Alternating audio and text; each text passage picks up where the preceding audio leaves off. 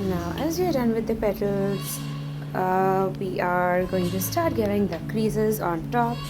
So I'm going to use yellow ochre plus orange as for my creases.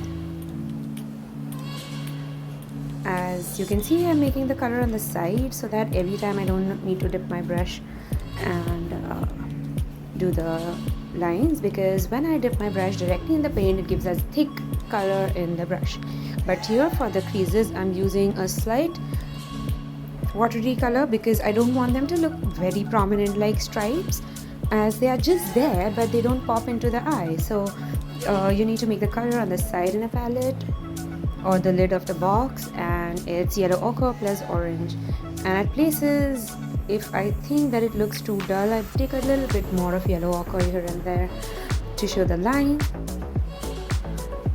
And use your thinnest brush to go about this. And if you can see, all the lines are not very uniform, touching from top to bottom. Some are just ending midway and you need to do the same way.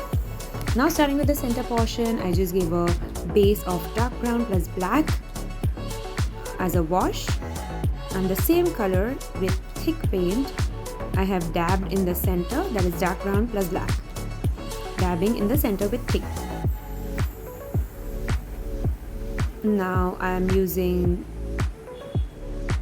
dark brown plain but slight watery, dabbing around in the whole area. Now I see some sort of pattern forming around, that is why I'm giving these curvy things, that is again dark brown plus more black. And now I'm using some sap green to give some in between lines, as I can, when I zoom in the reference, it gives me a little greenish tinge there, though not very prominent. So even in our reference picture we are not going to make it that prominent, but I do see a layer of lines and they are not just placed randomly. That is why I'm painting that way, in a particular dots in a particular line and not just vaguely placed.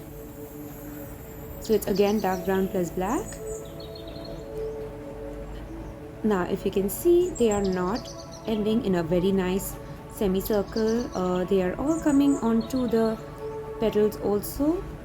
So I'm just bringing out those vague lines with dark brown plus black here also, but they are not also uniform, so they are not like stripes like sun rays, they are dotted lines as you can see.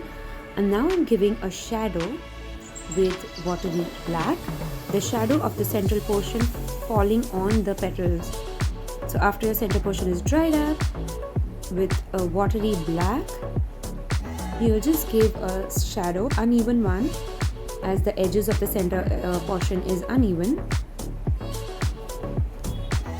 like that. And there's no blending required, that is why we keep the black quite watery, so that it doesn't stand out, and no blending is required for the shadow. Now giving the shadow of the flower. Now in the image it's completely black, that is why the yellows are also popping out considering the black background, but here we are giving a shadow. So that's an edited image, I assume.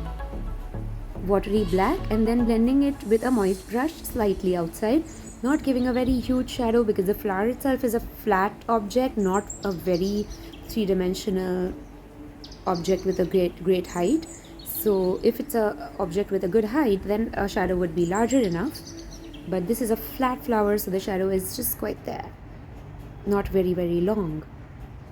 And then with a moist brush, just one layer of blurring as much as it happens. We don't want to go too much into it. Hope you have a bright, yellow, sunny and happy April.